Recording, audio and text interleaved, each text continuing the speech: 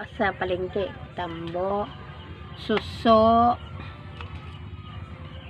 Jan mango, avocado, at saka langka.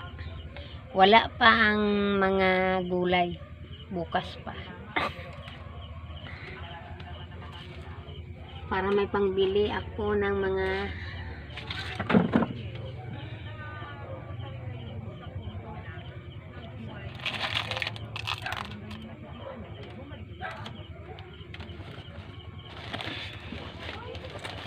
ito, isa kasako.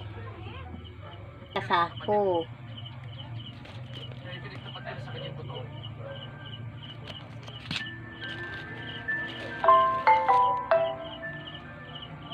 Sabihin ko dapat kaya Edgar na dapat tumayo sa bahay. Ito ang titinda ko bukas sa palengke. Sari-sari. Ang gulay wala pa.